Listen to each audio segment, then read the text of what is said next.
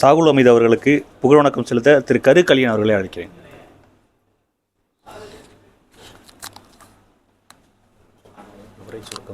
உரை சுருக்கமா அடுத்தது நிகழ்வை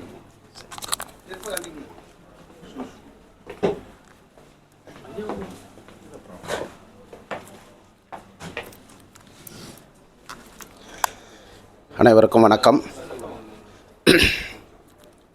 இன்று நினைவஞ்சலி நிகழ்வாக தாத்தா இரட்டைமலை சீனிவாசனும், ஐயா தமிழ் முழக்கம் சாகுல் அமீது அவர்களும், தம்பி விக்னேஷ் அவர்களுக்கும் கோயில் செந்தமணி பாசறை சார்பாக பெருமிதத்தோடு புகழ் வணக்கத்தை போற்றி உங்கள் அனைவருக்கும் வணக்கத்தை தெரிவித்துக் கொண்டு எனது சிறிய உரையை ஆரம்பிக்கிறேன்.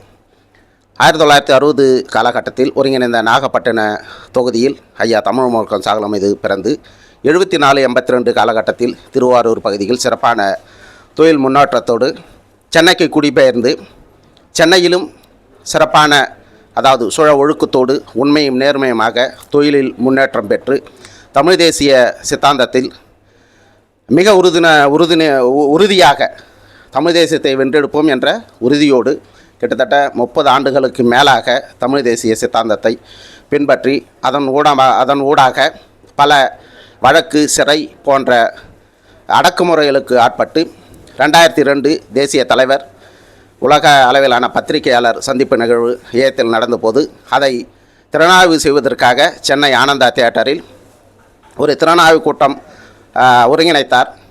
அந்த காலகட்டத்தில் ஆட்சியர்களால் பொடா சட்டத்தில் கைது செய்து 17 மாதங்கள் சிறை கொட்டடைக்குள் அடைக்கப்பட்டு மீண்டும் வந்து தமிழ் தேசிய விடுதலை இயக்கம், தமிழ் தேசிய உரிமை இயக்கம் போன்ற இயக்கங்களுடன் சேர்ந்து தீவிரமாக செயல்பட்டு 2010 ஜனவரி டிசம்பர் 1ஆம் தேதி தமிழ் முழக்கம் வெல்லும் என்ற தமிழ் தேசிய பத்திரிகையை தொடங்கி நாம் தமிழர் கட்சிக்கும் தமிழ் தேசிய சித்தாந்தத்தையும் உலக அளவில் எடுத்து சென்று நாம் தமிழர் கட்சிக்கு உறுதுணையாக அண்ணன் செந்தமன் சீமானுக்கு வலதுகரமாக இருந்து செயல்பட்டார்.